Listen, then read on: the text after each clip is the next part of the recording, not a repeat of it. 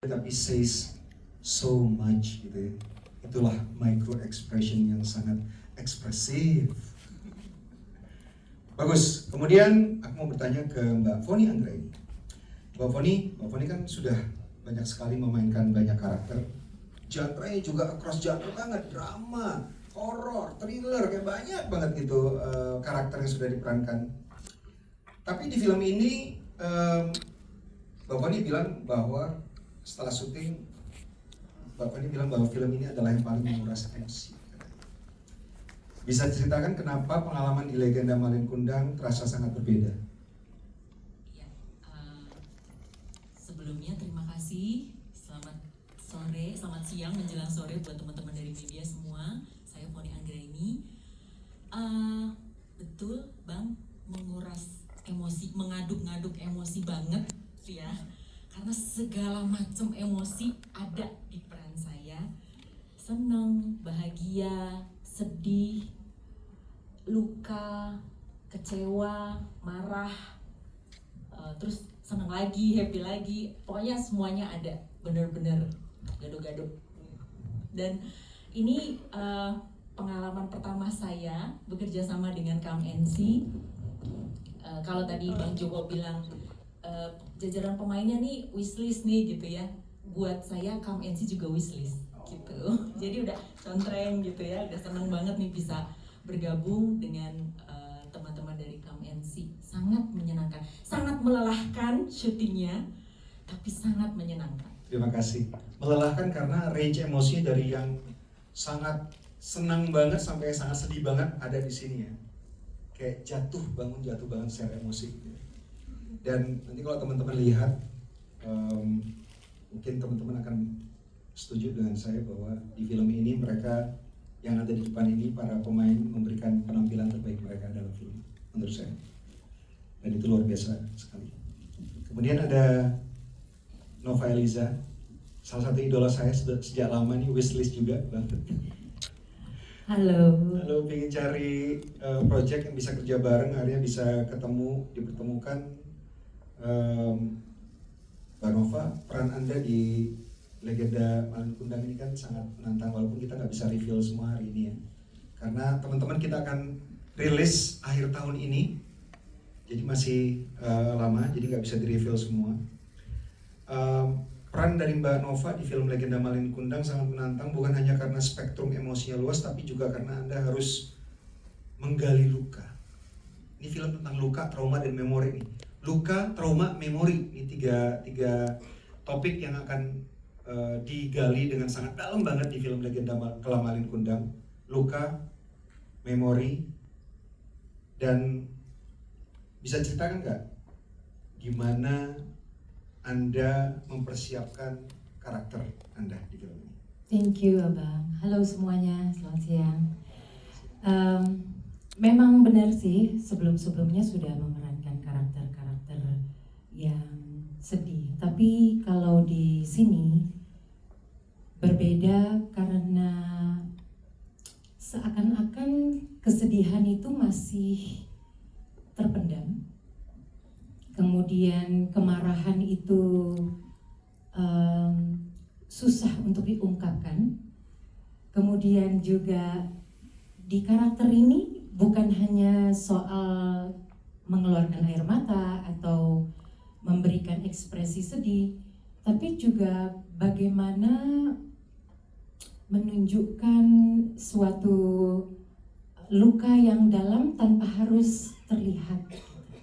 Jadi memang range emosinya itu sangat luas sekali, tapi yakin banget bahwa cerita ini cerita yang kelam, dalam, bikin debar. Pastinya ketika syuting pun itu kayak sulit nafas ya, tapi sangat menyenangkan. Terima kasih. Kevin dan Rafki mendesain film ini sedemikian rupa sehingga secara emosi sangat kayak roller coaster banget, tapi tetap dijaga oleh Rafki dan Kevin supaya filmnya tetap grounded, tetap believable. Jadi nggak ada yang quote unquote berlebihan gitu kali ya, Rafki, Kevin, tapi tetap grounded walaupun akan sangat menguras emosi banget dari pemain dan penonton kayaknya. yang udah nonton, ada beberapa orang terasa sangat termasuk yang terkuras emosi, menjerit tadi barusan dari handphone. Kemudian Jordan Omar. Ini Jordan Omar adalah seorang aktor muda yang kalau teman-teman melihat dia bekerja di set, ini nggak terasa seperti anak kecil, terasa sangat dewasa. Mungkin Rafki sama Kevin nanti bisa bercerita gimana pengalamannya, tapi sangat dewasa banget, sangat kooperatif, dan cara berbicaranya juga kayak nggak berbicara kita kadang-kadang kita lupa Jordan itu masih 12 tahun, kita berpikir dia sudah 20-an tahun ya. Bukan karena dia tua, tapi soul-nya dewasa. Jordan, kan kamu baru 12 tahun nih, tapi harus bermain dengan para aktor senior, dan bukan cuma di film anak-anak, tapi memang film drama yang intens banget, thriller, psikologinya harus sangat dimainkan. Gimana pengalaman dan tantangan terbesar kamu ketika main di film ini dan cara menghadapinya seperti apa? Ya, pertama selamat sore semuanya. Sore. Aku Jordan Omar, di sini aku berperan sebagai Emir. Jadi perasaan aku tuh sebenarnya awalnya agak gugup ya, karena banyak adegannya tuh yang serius sama emosinya mendalam banget. Tapi para pemain dewasa seperti Om Rio, Tante Farah juga bantu aku supaya tetap tenang dan bisa masuk ke dalam adegan. Mereka juga ngajak aku ngobrol sebelum dan sesudah take gitu, supaya aku nggak ngerasa sendirian. Kalau tantangan terbesar yang aku alami ya itu mengerti perasaan dari Emir. Jadi Emir ini kan sayang banget sama ayahnya, tapi dia bingung karena ayahnya ini sangat bermasalah secara psikis gitu.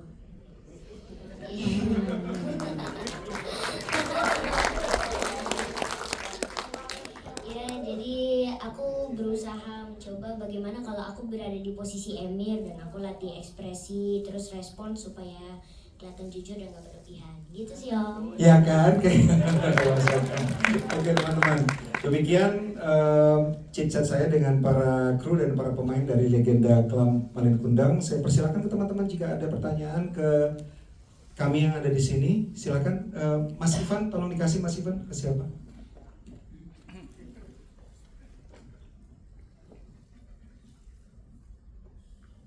Oke, selamat sore buat Bapak Rakes dan Bang Joko Anwar, selamat sore. Perkenalkan, nama saya Zargif dari media Sudut Pandang. Langsung pertanyaan aja ya Bang ya. Ya. Untuk Kak Kevin Raharjo, apakah ada korelasi dengan Pak Slamet Raharjo? Itu yang pertama. Ya kali kan ada Raharjo-Raharjonya ya. Udah jelas beda. Oh, enggak ada. Ya makanya nanya. Oke, langsung pertanyaan intinya masih buat Bang Kevin ya. Semisal kamu memiliki child trauma, diasuh oleh ibu yang memiliki gangguan baby blues depresif. Kamu dipukul, disiksa, dibentak, dan kekerasan fisik lainnya. Lalu time passes. Waktu berlalu, kamu sukses, bahagia, hidupmu indah. Lalu ibumu yang dulu menyiksamu hadir di hadapanmu. Seseorang yang sudah meninggalkan child trauma yang mendalam. Apa yang akan kamu lakukan di hadapannya? Lalu pertanyaan untuk Bang Rafki, what if question lagi. Kamu memiliki teman, seorang anak yang tidak tahu siapa ayahnya. Hal itu karena ia meninggal saat ia belum memiliki ingatan. Lalu ibunya juga meninggal saat ia masih berumur 4 tahun. Sekarang anak itu seusia kamu. Lalu kamu curhat kepadanya tentang betapa menyebalkannya dan dari sikap ortunya yang strict. Lalu temanmu itu berkata, sabar, tetap doakan yang terbaik-baik untuk mereka ya. Bagaimana tanggapanmu? Mungkin itu saja pertanyaan dari saya, terima kasih. Wah, ini baru satu pertanyaan pertama sudah sangat dalam banget dan Thank you. luar biasa. Tepuk tangan dong teman-teman buat pertanyaan-pertanyaannya. Nanti mungkin diulangi lagi per orang yang panjang sekali pertanyaannya. Aku aja udah lupa. Maaf. Oke, yang pertama untuk Mas Kevin dulu mungkin. Mic-nya dikasih aja tetap karena panjang pertanyaannya. Mas Bagas. Ya. Gimana nih? Ayo pertama. Yang pertama. Mas tolong diulang lagi. Ya. Saking terpesonanya ini kayak. Oh iya. Wow. Ini untuk spesial khusus buat Bang Rafki ya. Kalau Selamat Raharjo udah dijawab ya tadi ya. Jadi pertanyaannya what if question, kamu memiliki seorang teman, seorang anak yang tidak tahu siapa ayahnya. Hal itu karena ia meninggal saat ia belum memiliki ingatan tentang si ayahnya. Ibunya juga meninggal saat ia berumur 4 tahun. Ya, temanmu ini ya. Sekarang anak itu seusia kamu. Lalu di usia yang sekarang kamu curhat nih ke anak itu tentang betapa menyebalkannya orang tuamu, ya kan, strict parent, nggak pengertian. Nah terus temanmu ini yang nggak tahu siapa ayahnya, yang merasakan kasih sayang orang tua ibunya itu berumur 4 tahun itu, tiba-tiba dia bilang gini, sabar, dia bilang, tetap doakan yang terbaik ya untuk mereka, doain aja, tetap baik-baik. Gimana tanggapanmu ketika kamu punya teman yang seperti itu? Bayang nggak? Jadi kita punya teman nih. Bayang nggak? Susah. Kita punya teman, dia nggak punya orang tua karena orang tuanya ayahnya meninggal ketika dia kecil banget, belum punya ingatan. Umur 4 tahun ibunya meninggal. Sementara kita orang tua kita nggak puas dengan orang tua kita. Kita komplain ke dia, bapak ibu gua nih nyebelin banget nih. Terus kata Rafki, sabar, kita doakan aja yang terbaik. Kata temannya. Menurut lo temannya seperti itu seperti apa? Nah iya, teman seperti itu gimana menurut Raffi? Ini udah bersyukur ya, maksudnya kan karena dia udah diberkati dengan punya orang tua, mungkin punya kehidupan yang layak gitu ya maksudnya. Maksudnya itu dia si Rafkinya. Kita sebagai orang yang punya orang tua menanggapi komentar emang gak sulit, aku juga kayak muter-muter. Dia menanggapi dia yang gak pernah ngerasain punya orang tua, suruh kita sabar gitu, padahal dia kan gak ngerasain punya orang tua. Oh, iya kan? Dia ngerasain dong punya orang tua. Coba bisa barengan ini ya, kerjasama. Boleh. Orang kan beda-beda ya. Jadi misalnya nih, aku punya orang tua, terus aku ternyata tahu temanku tidak punya orang tua dan masa lalunya sedih banget, orang tuanya keduanya meninggal, dan aku cerita ke dia soal jahatnya orang tuaku. Tergantung bagaimana dulu. Kalau aku sebagai pribadi nih, dan aku kemudian memahami juga bahwa dia tidak punya orang tua, aku merasa bahwa oke, kayaknya aku nggak bisa relevan cerita sama dia karena apa yang dia alami kan relevan juga kesedihan dia dan meminta aku untuk bersabar karena menurut dia aku beruntung gitu. Tapi bagiku yang punya orang tua, menurutku juga valid, aku merasa sedih dengan orang tuaku memperlakukan seperti itu gitu. Jadi kalau ditanya ke diriku, aku akan berpikir kayaknya aku nggak cocok curhat sama dia karena nggak relevan apa yang aku rasakan dengan yang dia rasakan gitu. Yang kedua tadi Oke, yang kedua tadi ya terkhusus ini apa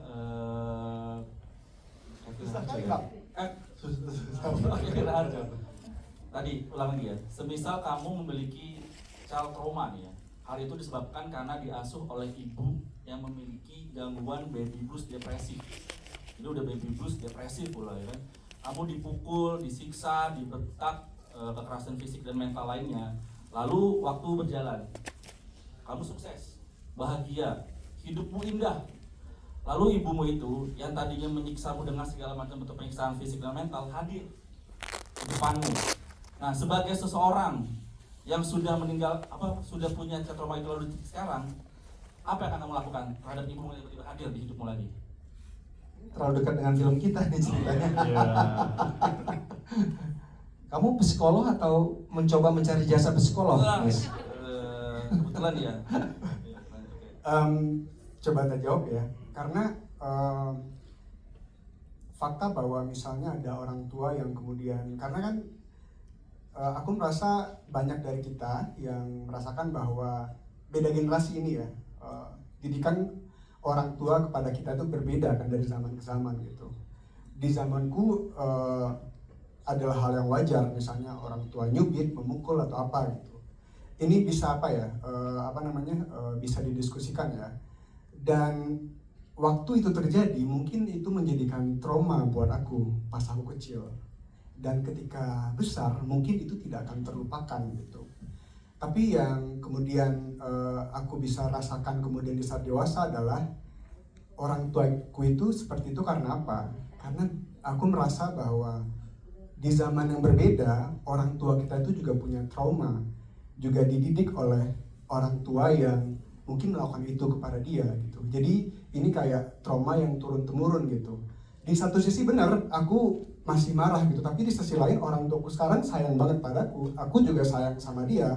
Aku gak mau mereka kenapa-napa gitu. Jadi mungkin lebih ke sekarang itu aku memahami aja bahwa oke, itu terjadi pada dia dulu dan wajar aku sedih, tapi aku juga berusaha memahami bahwa mereka mungkin nggak mengerti apa yang mereka lakukan. Mereka Memahami mungkin itu mau memaafkan. yang terbaik kepada. Memahami atau memaafkan? Memahami atau memaafkan? Tergantung orang-orang ya, tergantung siapa dirinya ya. Em, Misalnya ditanya kepadaku, aku akan memaafkan ya, karena orang tuaku yang sekarang bukan orang tuaku yang dulu. Mereka mungkin sudah berubah, misalnya ya. Tapi kan ini pengalaman orang akan berbeda-beda ya, dan Ya. aku nggak mewakili itu. Kalau Mas memahami atau memaafkan? Nah, justru sedang mencari relevansi. Kira-kira ya gimana? Mencari relevansi, mencari konsensus. Oke, terima kasih Thank you, thank you. Luar biasa, luar biasa. Lagi, silakan. Itu yang paling ini Mas Bagas. Selamat siang. Selamat siang. Saya Emir dari guebi.com. Emir sama dengan nama Jordan. Oke, kaget juga tadi. Terus ini sorry nih, kalau menurut saya masih agak kabur gitu dengan premis dan sinopsisnya tadi yang disebutkan gitu. Apa boleh tahu apa namanya referensi filmnya gitu ya, untuk film ini gitu saat bikin, karena kalau menurut saya kok kedengarannya mirip-mirip film Good Night Mommy itu yang ibunya terluka terus anak-anaknya curiga nih beneran ibu saya apa gimana gitu, akhirnya sama anak-anaknya ibunya disiksa gitu ya begitulah Ya, aku belum nonton, kamu spoiler Mas. begitulah ya. Oke, Terima kasih. Ini aku jawab langsung nggak apa-apa ya. Sinopsisnya adalah seorang pelukis yang baru saja mengalami kecelakaan, pulang ke rumahnya tapi masih kehilangan sebagian dari memorinya. Kedatangan seorang ibu, seorang perempuan yang mengaku ibunya dari kampung, tapi dia tidak punya ingatan perempuan ini ibunya atau tidak. Begitu. Apakah mirip dari film Good Night Mommy? Kayaknya nggak, sama sekali berbeda, totally berbeda. Ini yang kita kasih dengan catatan karena filmnya masih tayang akhir tahun, jadi nggak kita ceritakan semua. Sinopsisnya baru sepertiga gitu Mas. Jadi kalau kita di Kamensi nggak pernah menyuruh tim nonton film sih Mas, karena kita kepingnya real dan original. Gitu ya. Ada lagi pertanyaan? Silakan dipilih Mas Ivan, the master of microphone. Dipilih Mas Gifar. Tuh Pak Yan.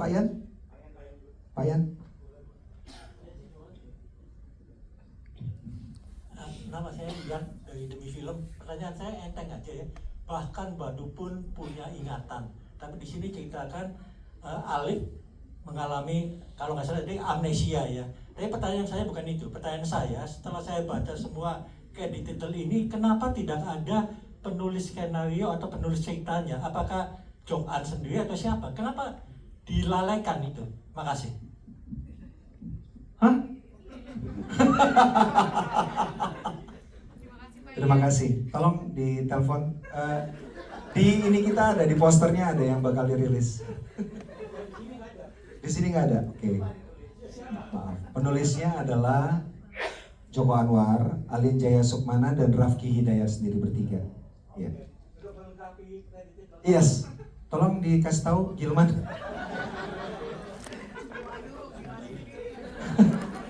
Yang ngetik aku, maaf ya. Mungkin kayak udah banyak banget namanya nih, jadi lupa. Ada kok, ada di posternya. Di posternya ada kan? Coba dicek, ada ya. Iya. Terima kasih Pak Yan. Best Pak Yan. Ada lagi teman-teman yang mau bertanya? Dari sisi sana ya, oh kebetulan ada sebelah Raffi. Silakan. Selamat sore semuanya, nama saya Raffi dari Cinemax, mau nanya. Sebentar, biasa- Raffi. Raffi, Tadi yang di sebelah kamu yang ngasih mic, Raffi juga. namanya Raffi. Iya. Oke, silakan Raffi. Pertanyaannya adalah, biasanya kan dalam sebuah film ada protagonis dan antagonis, dan ini judulnya Legenda Film Malin Kundang, yang biasanya dalam kisah rakyat atau yang pernah difilmkan sebelumnya tuh seorang baiknya tuh seorang ibunya dan seorang yang jahatnya tuh seorang anaknya. Aku penasaran karena tadi sempat disebut juga kita tuh ngikutin POV seorang anaknya atau seorang Rio Dewanto. Kenapa mengambil POV seperti itu dan apakah itu kan ini sebuah new takes on Malin Kundang, how much of a new takes it is? Thank you. Menarik sekali. Silakan Raffi dan Kevin menjelaskan.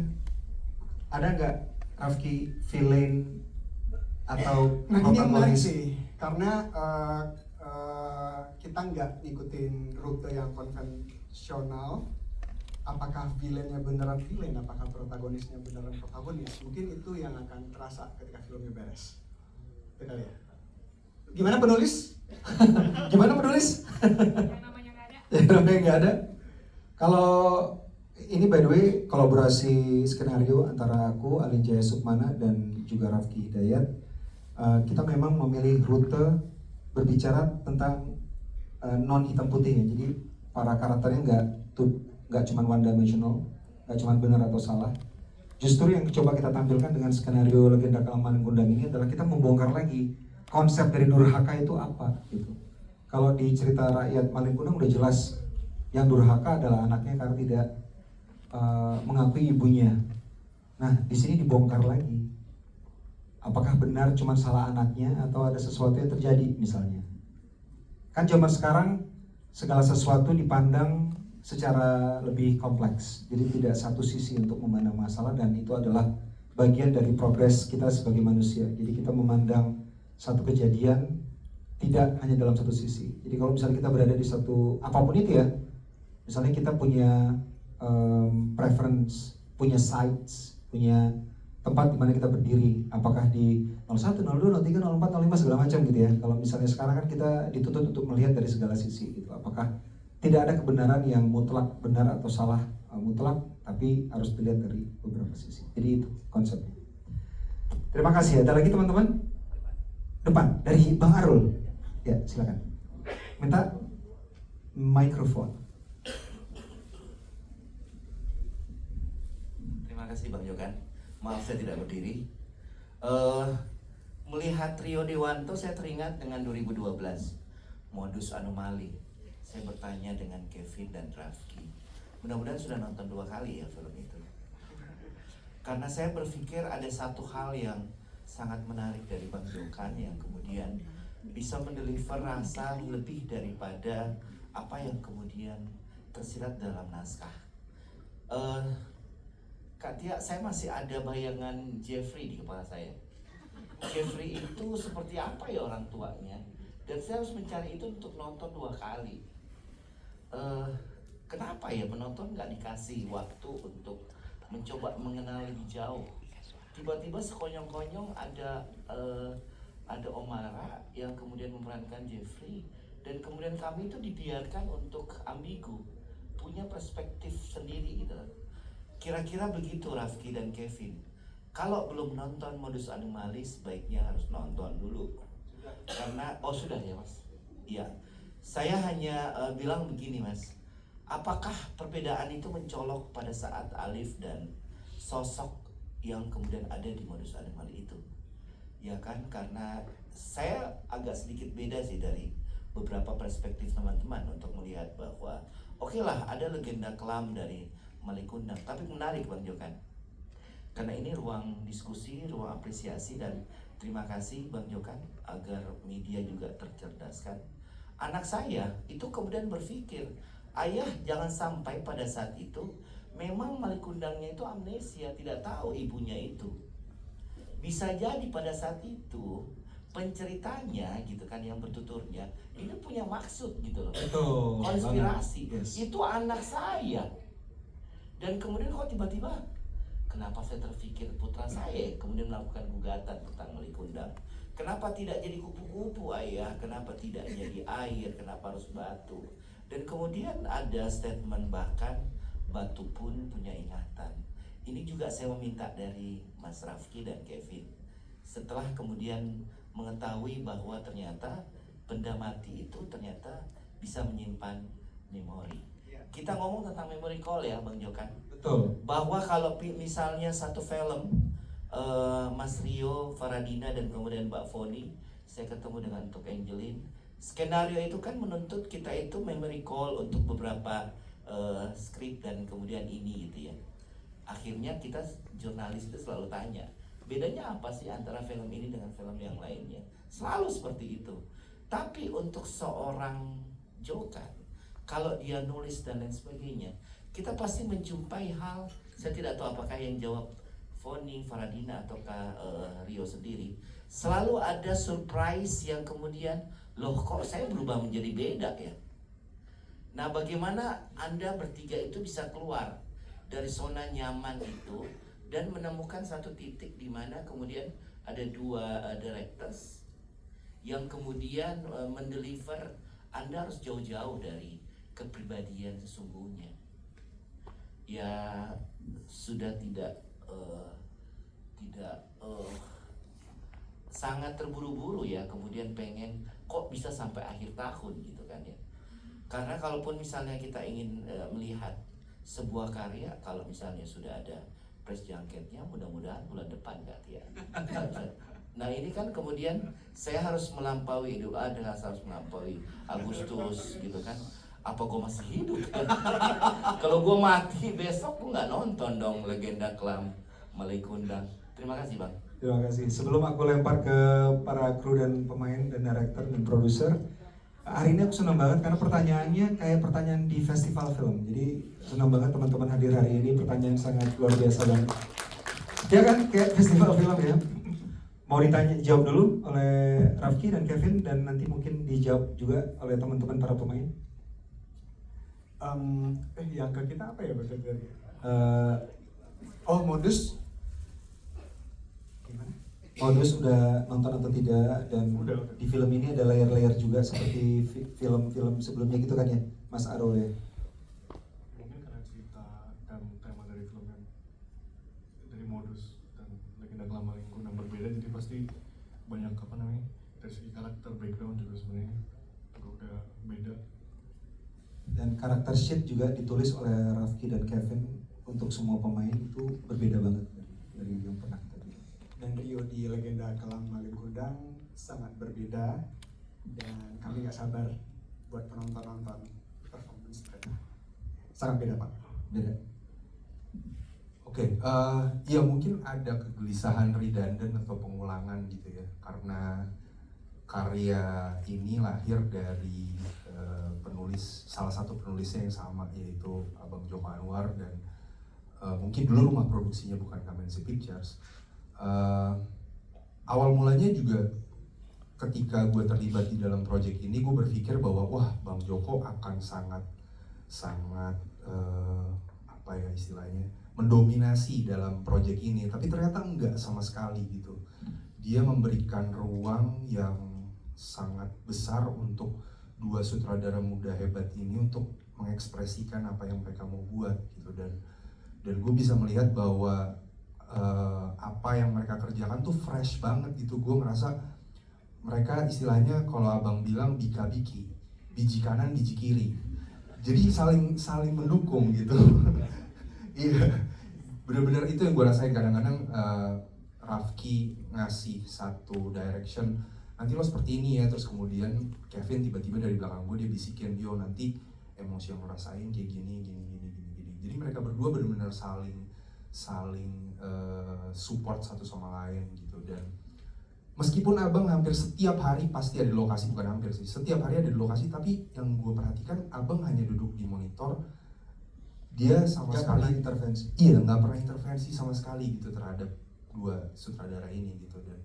Dan ya semoga aja apa yang kita buat ini menjadi sesuatu hal yang fresh, yang baru, dan ya karena yang gue rasain sih energi yang mau kita sampaikan atau karya yang mau kita buat ini sesuatu hal yang pastinya belum pernah ada gitu. Pendalaman karakter Farah, Mbak Foni dan Mbak Nova, mungkin bagaimana caranya supaya membuat karakter ini fully realized menjadi karakter yang real, hidup dari mulai lahir sampai masuk ke cerita tanpa sama dengan karakter-karakter yang pernah kalian mainkan, atau gambaran kalian tentang cerita Malin Kundang itu seperti apa, ibu seperti apa, Malinnya seperti apa? Kalau aku sih dari pertama aku tahu judul ini akan difilmkan, pasti kan kita juga tahu ya film apa cerita Malin Kundang tuh stereotip apa gitu kan yang ada. Tapi begitu aku udah baca skripnya dari awal, bahkan aku belum habis baca, aku sempet ngobrol gitu sama Mbak Pinung kayak, please tolong banget ini mau dibawa kemana sih sebenarnya cerita ini, jangan bikin gue gila di tengah jalan gini. Kayak bener-bener kompleks dan mind blowing banget, tidak ada di ekspektasiku sebelumnya akhir film ini akan bagaimana. Dan juga itu berpengaruh sama setiap karakter yang ada di film ini sih. Jadi menurut aku ini, kalau aku pribadi, setiap aktor punya journey-nya masing-masing di setiap karakter yang dia mainkan, dan salah satunya di film Legenda Kelam Malin Kundang ini yang aku tidak pernah temui sebelumnya, karena benar-benar Nadine ini adalah sebuah jiwa yang baru yang harus aku kelola lagi, yang harus aku hidupkan bersama dengan teman-teman yang lain dan juga para filmmaker di belakangnya. Kita pun juga pastinya, teman-teman pasti tahu lah kalau di SOP-nya yang ada di KMNC itu pasti setiap pemain akan diberi karakter sheet yang kayak tadi Bang Joko bilang, dan itu akan memudahkan banget untuk kami para pemain untuk menghidupkan karakter yang akan kita mainkan itu. Dan juga kita banyak ngobrol bertiga ya waktu itu, beberapa kali sama Raffi dan Harjo, dan ya kita ngomongin ini akan bagaimana, sedekat apa hubungannya dengan suaminya, dengan anaknya, dengan keluarga lainnya gitu. Jadi benar-benar kita kupas tuntas pas di awal, sebelum akhirnya aku dan Rio bisa ngobrol juga, dan bisa ada beberapa adegan yang memang harus kita latih dan harus sesuai dengan kenyamanan kita masing-masing gitu. Dan itu membuat aku pribadi lebih mudah untuk untuk menghidupkan karakter Nadine ini gitu. Mbak Foni? Pertama dapat peran ini, aku langsung mempertanyakan diriku, bisa nggak ya gitu, karena buat aku ini cukup sulit karena banyak sekali layer-layernya, dan range-nya tuh dari sini ke situ gitu. Kayak kalau pendul tuh ini banget jauh gitu, dari sana ke situ. Karakter sheet pasti sangat membantu. Jadi aku nggak kemana-mana gitu ininya, fokus aja. Karakter aku latar belakangnya seperti ini, kemudian dia punya masa lalu seperti ini, bla bla bla, semua itu benar-benar aku pegang. Lalu kami diskusikan sama Rafki sama Kevin. Berkali-kali tuh aku benar-benar yang aku pertanyakan semua gitu. Boleh aku takut salah menginterpretasikan gitu ya. Jadi tiap ini aku tanya lagi, kalau begini bener nggak gitu. Takutnya salah karena bener-bener layer-layernya banyak. Dan selama syuting pun aku sangat terbantu karena bolak-balik diskusi gitu ya sama Rafki dan Kevin. Jadi aku merasa dijagain gitu. Dijagain, dan kadang-kadang bener nggak ya kayak gini, bener nggak ya kayak gini gitu. Tapi Rafki dan Kevin selalu menguatkan, dan kadang-kadang walaupun memang di belakang monitor aja, abang datang dan bagus mbak, bagus. Itu tuh kayak membuat aku, oke, bagus ya, oke, baik. Jadi kayak aku juga butuh penguatan. Terima kasih sekali, aku senang banget bisa kerjasama sama Rafki, sama Kevin. Yang dua sutradara ini benar-benar hebat, saling melengkapi gitu ya. Aku ngerasa penuh jadinya, plus encouraging dari abang juga. Jadi ya nanti ditunggu aja teman-teman, semoga tidak mengecewakan. Aku sih berusaha semaksimal mungkin, tapi yang memang tingkat kesulitannya lumayan sih gitu untuk karakterku ya. Terima kasih. Mbak Nova? Iya, kalau dari aku sendiri ketika membaca skripnya, itu rasanya mau meledak sih, asli. Karena ini baru pertama kali diberikan kesempatan karakter seperti ini, dan di luar zona nyamanku, terus terang. Ketika membaca pertama kali skripnya secara full, aku langsung WhatsApp ke Bang Joko. Aku bilang, wow, ini gila banget ya skripnya, gila banget gitu. Walaupun nama Rafki, ini skrip kedua ya yang pernah kita itu kan. Tapi maksudnya di cerita ini beyond everything ceritanya. Kalian ketika nonton nanti pasti tidak akan bisa, kayak Mbak Foni bilang tadi, dari A bisa tiba-tiba ke Z, atau dari J bisa tiba-tiba ke Q atau gitulah. Jadi emosionalnya tuh sangat berlapis-lapis, dan terutama dari sisi bahasa ya. Kalau aku kan bahasa Minang itu pertama kali, dibantu oleh Rafki yang memang asli orang Minang. Tantangannya jadi lebih luwes gitu rasanya, karena kan kita kalau memerankan ada suatu bahasa yang kita harus kita perankan itu kan memang nggak bisa main-main ya. Jadi benar-benar harus take it 1000% serius gitu, karena takut salah. Kemudian kalau salah nanti pasti orang akan langsung ngeh gitu. So dibantu dengan dari sisi logat, terus memang full bahasa yang berbeda gitu. Jadi aku rasa tantangannya sangat mengasyikkan sih, tapi yang pasti meledak sih skripnya ini. Terima kasih. Jadi teman-teman, nanti tadi mungkin ada yang bingung, Kevin ini panggilannya Kevin atau Harjo? Ya, ada manggil Kevin, ada manggil Harjo. Jadi nama dia Kevin Harjo, panggilannya Kevin atau Harjo atau Ra? Ra. Kalau deket banget Ra gitu. Bika. Biji kanan. Astaga. Oke, jadi teman-teman tadi Mas Arul, aku mau info juga, hari ini kita mengadakan press conference ini inline dengan press conference kita yang ada di Cannes. Jadi film kita juga dipegang World Sales-nya oleh Barunson EA.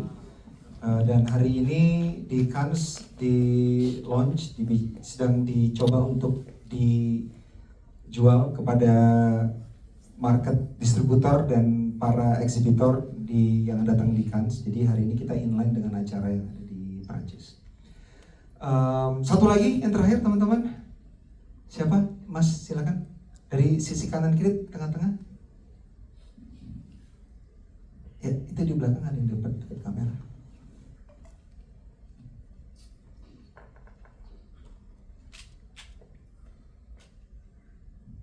Selamat sore, nama saya Bagas dari Berita Nasional TV. Mau nanya sebenarnya, yang kita tahu kan kalau orang awam dengan Malin Kundang itu kan cerita dari Sumatera Barat ya?